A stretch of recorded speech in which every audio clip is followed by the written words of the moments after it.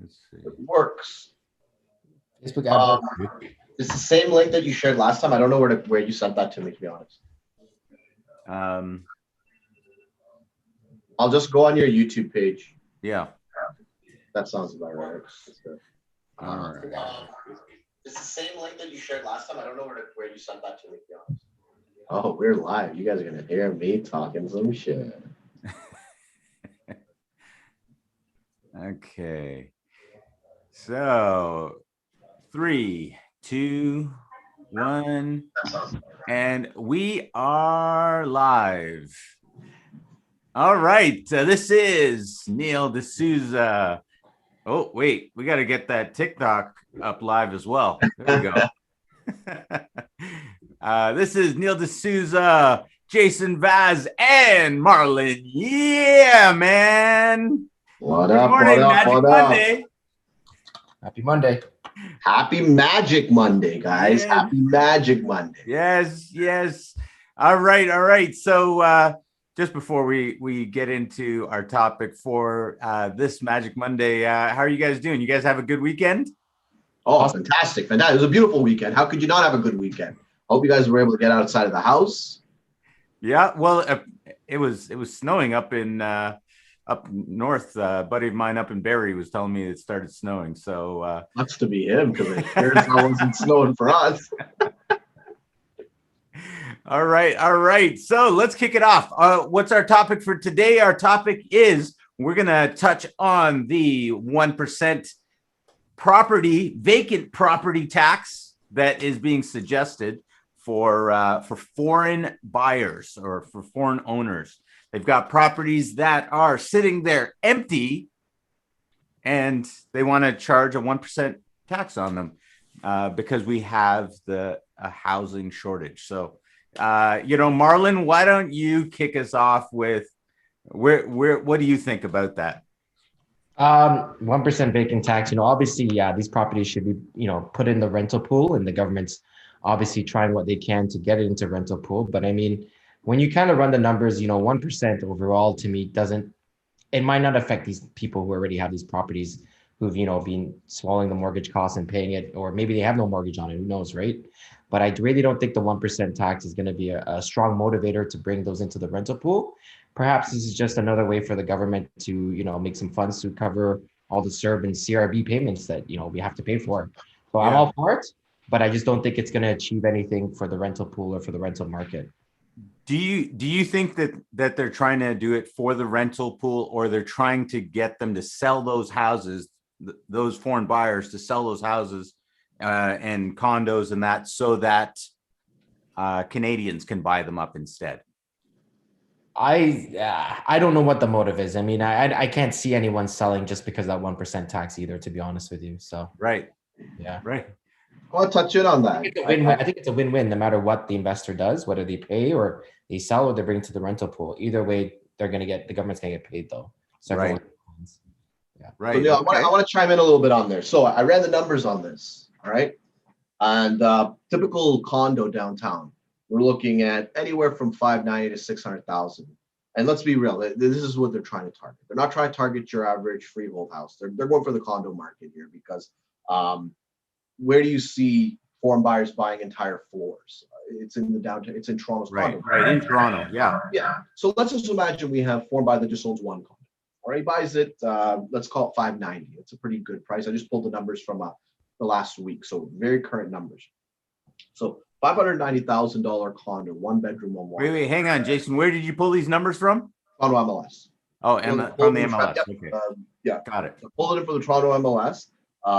So very current numbers that we pulled up. And in this example, the annual tax, which everyone would have to pay, a resident or a non-resident, is $1,931 a year. Toronto's taxes are a little bit lower than other places in the surrounding area. That being said, if we base it on the assessed value, that's how we base our taxes. And if they use that exact same number to base this 1%, they're going to throw an additional $3,220, bringing this foreign buyer's annual cost to $5,151. Now, it's a long-term gain, and they're trying to target those that are parking money. spending $5,000 a year if they're buying it out cash. I can see this kind of going up because if you see on a 5-year scale, that's $25,000 to have the right to own something in Toronto. Now, granted, they're saying, hey, if you rent it out, you don't have to pay this. So they're trying to incentivize it, which I think is it's a step in the right direction. The problem is, why are they not renting it in the first place? Okay.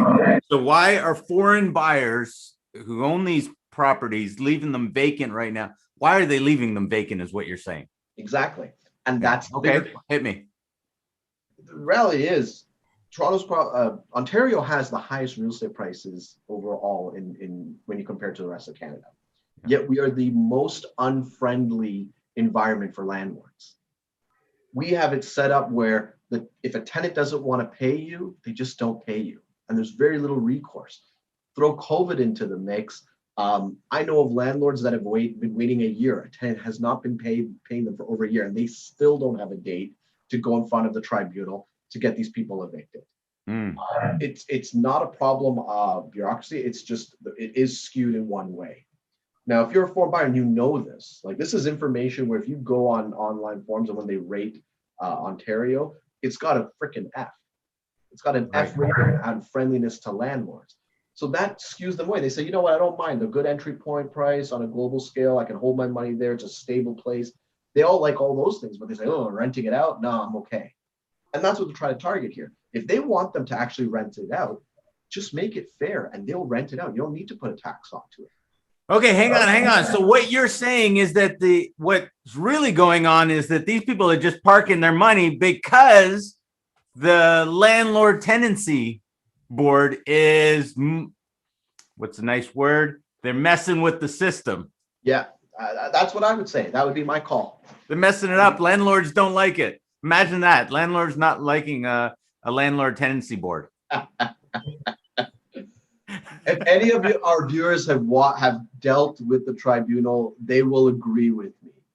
There's such little things. Like I remember there was a clause we used to use as agents many years ago where we would put down that the first $50 for repairs on the tenant. And the reason behind this was that landlords didn't want to get a call from their tenant because a light bulb went out, a 10-cent light bulb. They said, listen, you can go to the store and grab a light bulb because me calling my handyman, I'm already paying him $100 to change a light bulb. Like, come on, like go there, tell me I'll Venmo you 10 cents, like, you know. Well, they put these in, and according to the tribunal, they don't like that. So if you have a tenant that is not paying you rent and is in arrears for 6 months, and you go to the tribunal and they look at the original lease and they see that, they already are ruling in favor of the tenant. Now the tenant has put you out almost $10,000, and this little $50. So it's, come on, they got to make sense of it. They made a good stride by putting the standardized lease agreement. I think that was a good move in the right direction. There's still a lot of work that needs to be done if we want to keep our foreign buyers. We don't want to discourage them.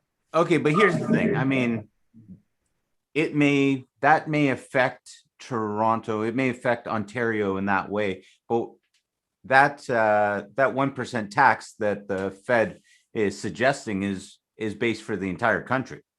It is. So, I mean, there's lots of provinces that have fairly decent rules when it comes to landlord tenancy. Alberta is one of them. For those of you who know, Alberta, very, very landlord friendly. Yeah. So now but what you think is they're doing that knowing that the population density of places like in Ontario, in Toronto, and at West, BC specifically. That's what you're saying. Well, I think what they're secretly, imagine that the government is secretly focusing on those two provinces. I feel they are. Is this a government conspiracy? I think we've got my feelings on our government, so I don't want to dive into that because I could go on all day. But in short, yes, I do feel like there's a better way they can do this. Someone stick that on YouTube. Okay, yeah. Sorry, go ahead. But actually, I have a question for Marlon. Marlon, now, say I'm a foreign buyer and I've got $600,000 to play with. and I want to buy a condo. Now I can buy the condo out cash. I have enough based on the numbers that I gave. But you know that foreign buyer could get 2 mortgages and buy 2 condos potentially if they were to split their money in half. Wouldn't you have to take this 1% into consideration when approving them now, knowing that they're going to have to shell out $3,000 just because they don't want to rent it out? Well, you would think so, but we haven't seen anything come from the lenders yet. I mean, right now as a non-resident, you need 35% down payment, right? Yeah. The tricky part is the income these days. Before, if you had income from abroad, you could be self-employed, you could show translated income documents, translated bank accounts, all that stuff. A lot of the big 5 banks now, they require that the person works for a Fortune 500 company or a company that's at least very reputable, has a website, all that stuff. If you don't, you're self-employed, you're out of luck these days. You pretty much have to buy that cash.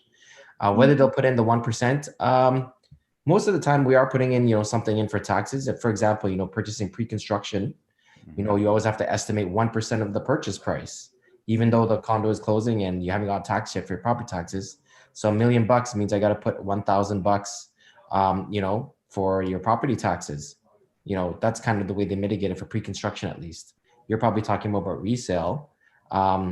We haven't seen anything come down the pipeline yet. So yes, I think this whole thing what we do need to do is. Can I jump on something there for a second? Yeah, Jason? jump on it. Okay, so here's the other side of that coin. If you're a foreign buyer and you're coming in and you want to buy a property and the banks don't want to lend you the money on that, there's a simple way around it. If you want, you can just go out and get private money.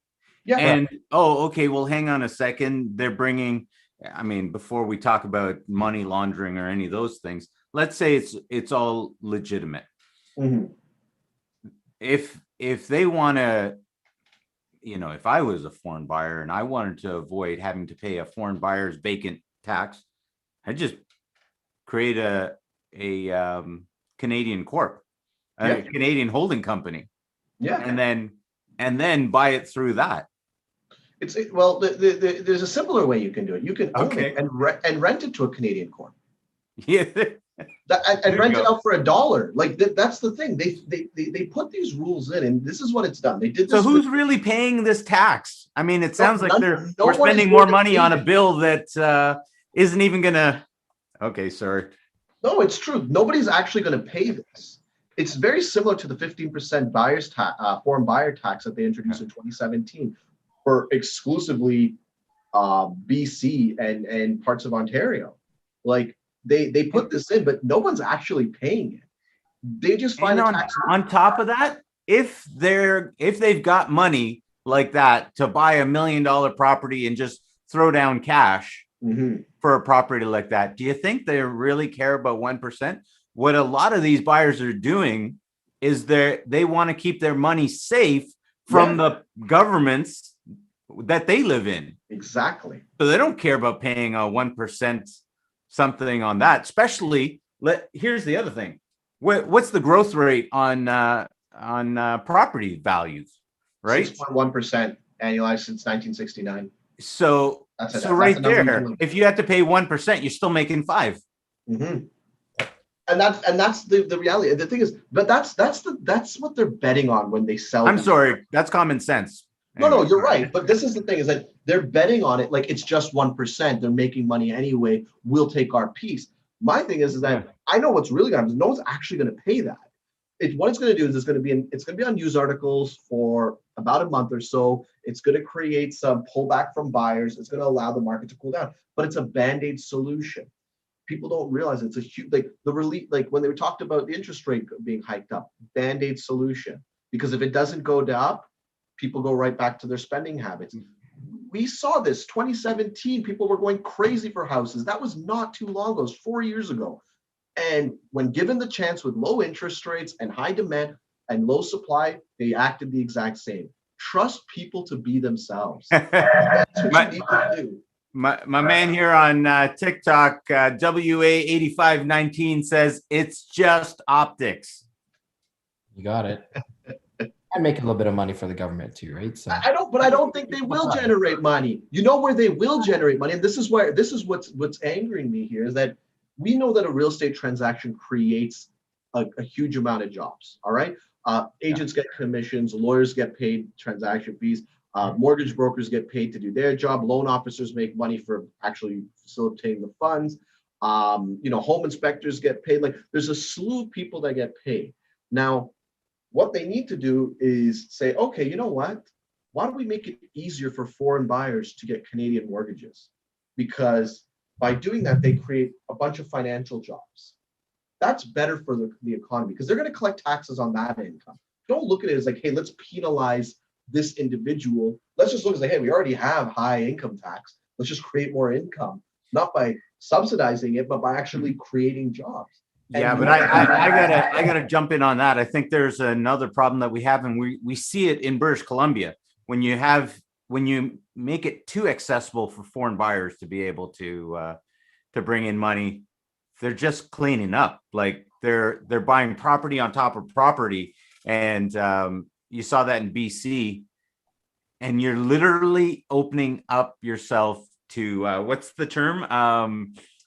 Being acquired by another country if they just come in and buy your property. Well, that's the thing. BC, 100%. That is a huge example. Now, I don't think Toronto's really not facing a crisis of like even before any of these rules were put in.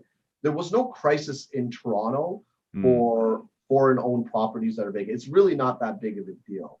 I know of a lot of domestic owners that they want to leave their condos vacant. They own a $1.5 million home with like a $200,000 mortgage. They pull out $600,000, buy a condo, and they say, you know what, I'll just pay the taxes and maintenance. I don't want to deal with the headache of a tenant that's going to ruin my place. Not pay me, like do all this stuff and run up the utilities. It's like right now there's no utilities being run. I just keep it there. It's my money parked, and they have it in the mind of, yeah, I'm going to give that to my kid who's like 3 right now. But they say, okay, when they're 18, this is their inheritance. They get a house.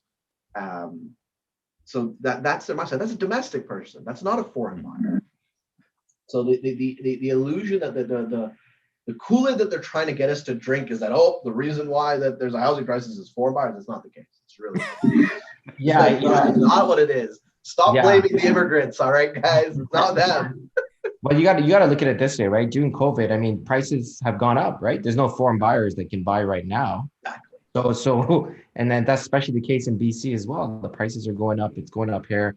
Foreign buyers are buying. So clearly, either foreign buyers have found another way to buy, or maybe this is a domestic issue. It's more about supply, right? Yeah. And, we talked about in a previous live cast about building more affordable housing, all that stuff. Clearly, there is a supply issue. Yeah, foreign buyers are here. We're here. They're going to be here again, but clearly there's a bigger demand driving the market, low rates, all that stuff. But listings are all-time lows, right? If you got, that's what I've seen. I mean, I've been working like a madman until now, like we've all been, man. It's been nuts. Crazy. Well, here's the other thing. I mean, I hate railing on the government, but I love it. When we voted in this guy, if you ask people what was the platform that he really ran on, and I think he's just a magician, because really on this side, he just kept showing you, legalizing marijuana. And that's all he talked about. And you watch the waving hand. Meanwhile, there's nothing. Over here, he's just like nothing happening. Now we're talking about. Right now, you're talking about this tax, which we know very few people are going to pay, first of all, and then the people that do pay it won't care about it because the value of that property is growing up exponentially beyond whatever this percentage is. Well, here's a quick catch-22. Imagine if it did affect things. Imagine if this tax did have an effect. Yeah. What are they expecting the effect to be? Because I can tell you, it would be that it brings the prices down. Now, if it brings the prices down, what would end up happening is the assessed value of these properties would be lower. As a whole, they're going to get less revenue from property taxes. Now, I know that's a municipal issue. It's not a federal issue. Right. But if the assessed value goes down, that share of that 1% goes down too. So they're playing with fire here, And really, the solution is quite simple. Make it easier for landlords to rent out. That will make it so that people can, it's an enjoyable experience for everyone, because if it's easier and if we're more landlord friendly, that takes care of our affordable housing crisis right there. Right. Because bang, inventory is going to ferret out. And really right now where we're stuck with is there is a small group of landlords that are willing to rent out and they set the tone. And I'm guilty as charged. My last place that I rented out, 60 applicants. I had my pick of the litter and I picked the very best. What does that mean? 59 other people still looking for places to live. I got one for you. What if instead they removed it for, say, single family homes and duplexes? They just wiped it off the board. You cannot rent those out.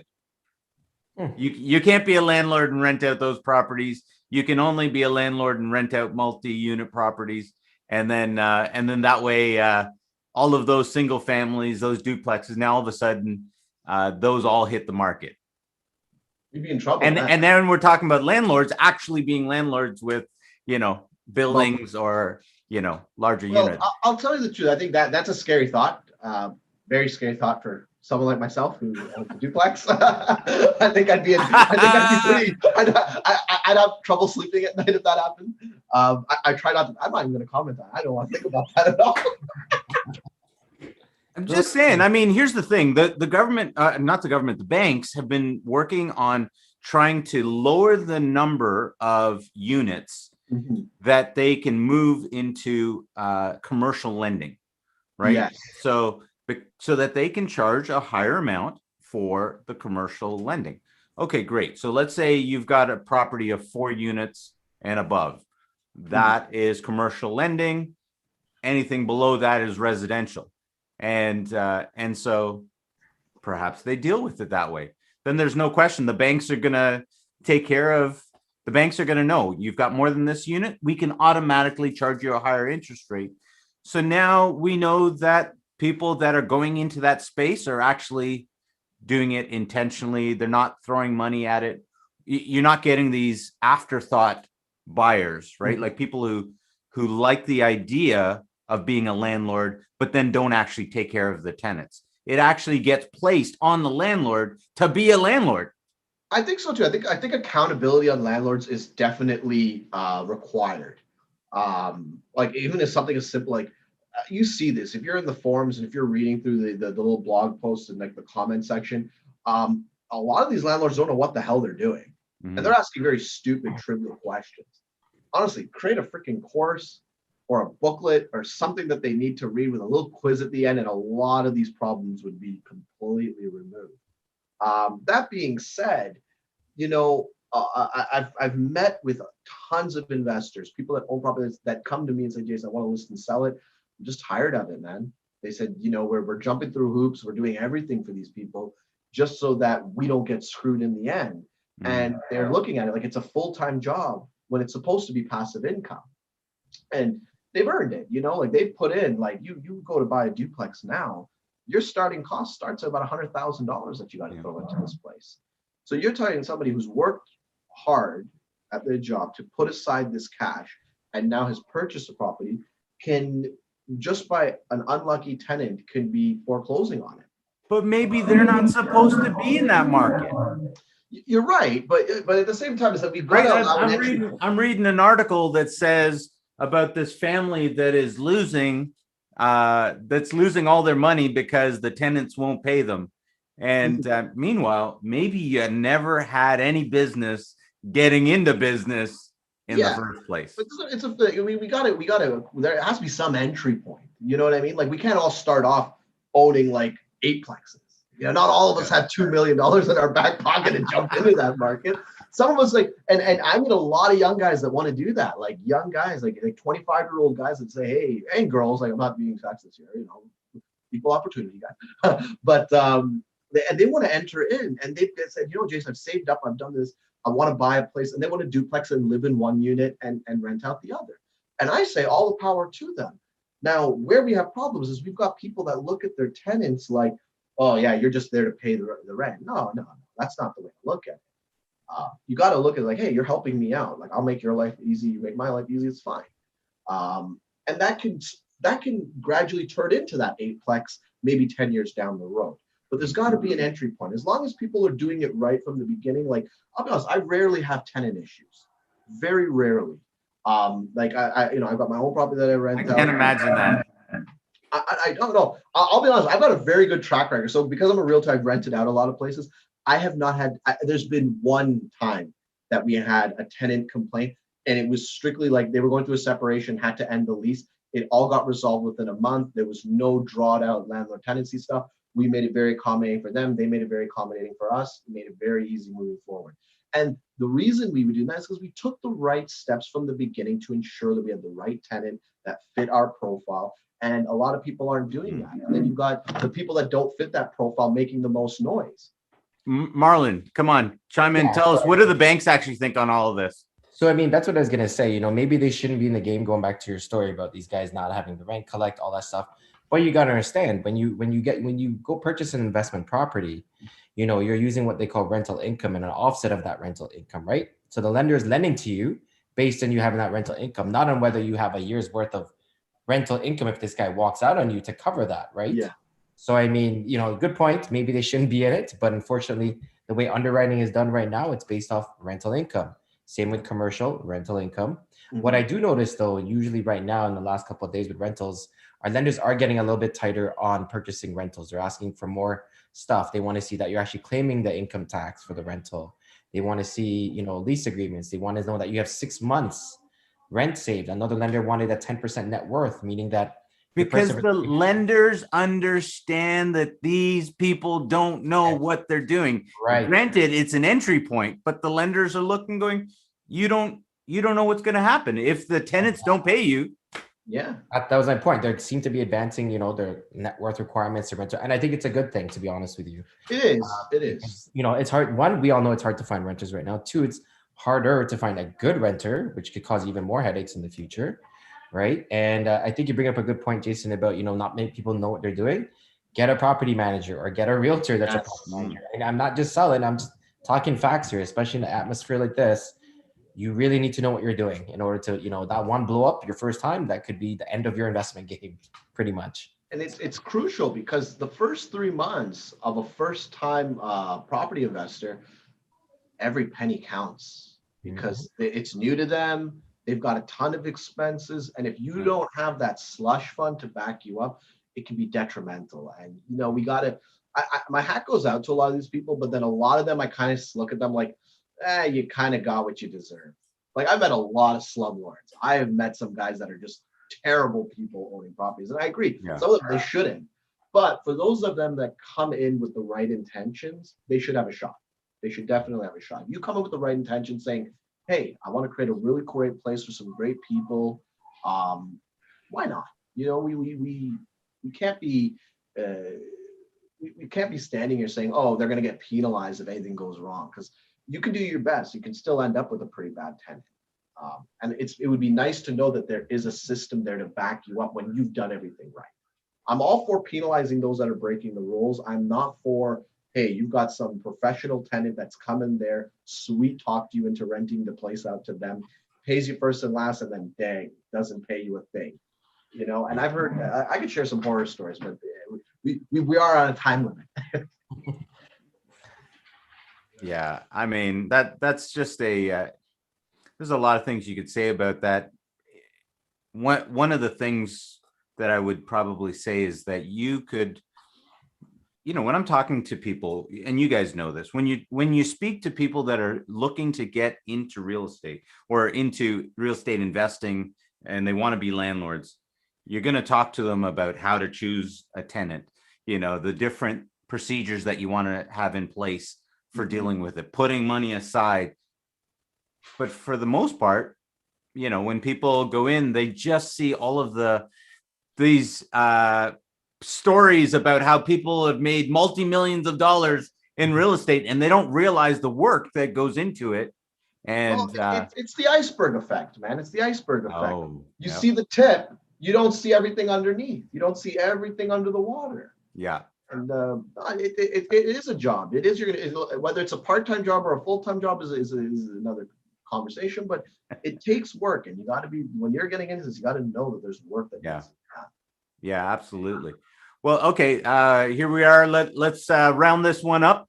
Okay, so the 1% vacant foreign property owner tax people. What do you guys think? What do you think, Marlon? I'll let Last Marlon thoughts. I'm for it. Let it be. It's some money if someone pays. Let them pay. Foreign buyers, let them pay Let them for pay. those prior. Let's Let it- jack it up to 5%. That's a different story. Jason, what's your final take on that? I listen. Any more tax, I'm never going to be for it. Right. I think the concept is good. I think what they're trying to do, the intent behind it, I just think the execution is terrible. Yeah. Loosen up on landlord rules. I think we'd solve this problem very easily. More tax is never a good thing. So I'm anti 1% tax. Well, I'm neither for it or against it because I think that most of those people are gonna find a sidestep around it. And there's a lot of ways to sidestep it. So at the end of the day, I think it just makes the government look good. And because they're supposedly addressing an issue, but they're not actually doing anything, which ultimately doesn't affect any of us. And we're basically having a conversation about nothing is what, if you're going to ask me that, in my opinion. But having said that, that's it for Magic Mondays. Jason, Marlon. You guys. Hey, buddy. See you guys. Have a good one. Take it easy. Join us next week, 11:30. Join us next week, Magic Mondays. Yep. 7:30 to 12. Your asses, man. Trust me, it'll be magical next Monday too.